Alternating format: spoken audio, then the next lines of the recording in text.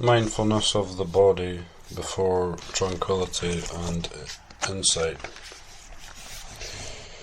If beings in this present life, therefore, fail to practice mindfulness of the body, kayagata sati, and thus continue to live without control over their minds, they will drift and founder in future samsara, just as they have done in the past, even though they may be Buddhists.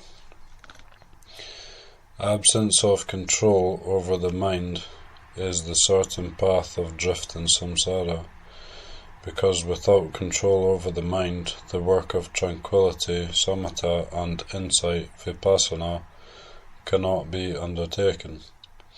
Gaining control of the mind is, on the other hand, the certain path to nibbana, because it enables the work of tranquility and insight to be undertaken.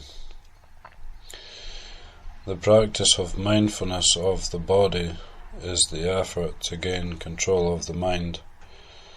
Even though one is unable to undertake the higher work of tranquility and insight, the Buddha said that if one can firmly control one's mind and keep it successfully at will within one's body, one enjoys the flavour of nibbana. Those who have missed mindfulness of the body have missed nibbana. Those who have not missed mindfulness of the body have not missed nibbana. Those who have not utilized mindfulness of the body have not utilized nibbana. Those who have utilized mindfulness of the body have utilized nibbana. The essential meaning is that if one is established in mindfulness of the body, one can successfully undertake the work of tranquility and insight, because one has firm control over one's mind, and thus it is certain that in this very life one cannot miss nibbana. If, however, like a madman, one has no control over one's mind because one continues to live apart from the work of mindfulness of the body, one is unable to approach the work of tranquility and insight, and hence will miss nibbana. There are many degrees of control over one's mind. In this world, ordinary persons who are not insane have sufficient control over their minds to perform their various day-to-day tasks, to fulfill both their individual and social responsibilities. This is one control of mind. Within the Buddhasasana, keeping the morality consisting of sense control, indriya samvara sila, is another kind of control. It is not, however, control that can be called dependable.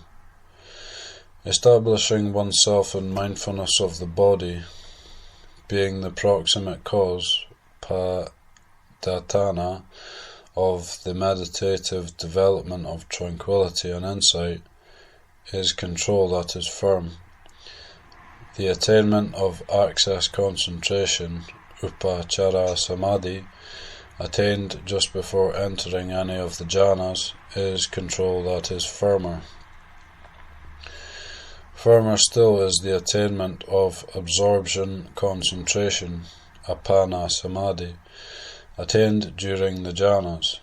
The attainment of the 8 stages of absorption are controls that become progressively firmer as each higher stage is attained.